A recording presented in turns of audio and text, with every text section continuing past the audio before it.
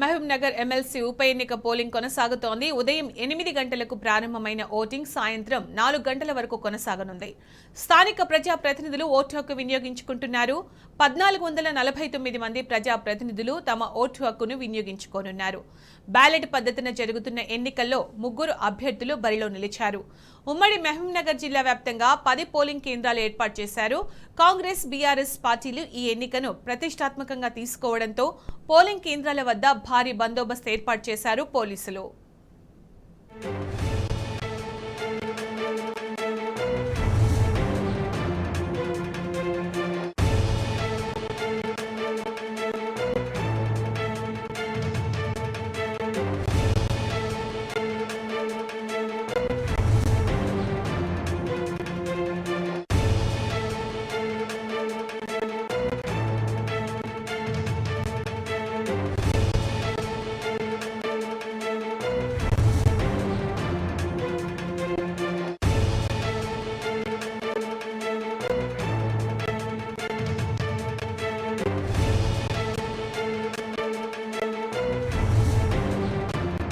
నారాయణపేట మరియు మక్తల్ 2 నియోజకవర్గాలకు సంబంధించిన ఓటర్లు ఇక్కడ వాళ్ళ ఓటు హక్కు వినియోగించుకుంటారు.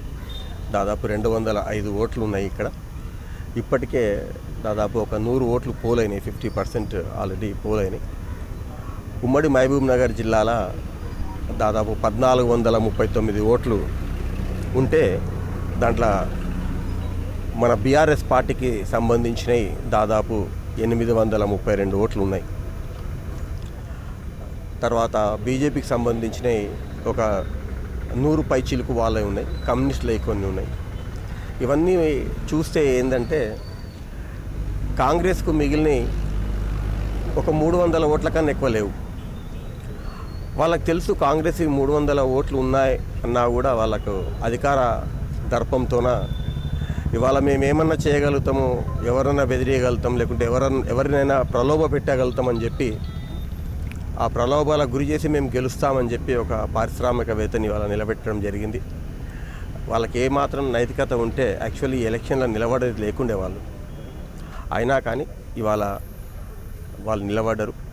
ఎట్టి పరిస్థితుల్లో కూడా మేము మంచి మెజార్టీతోన బీఆర్ఎస్ అభ్యర్థి నవీన్ కుమార్ రెడ్డి గారు తప్పకుండా గెలుస్తారు.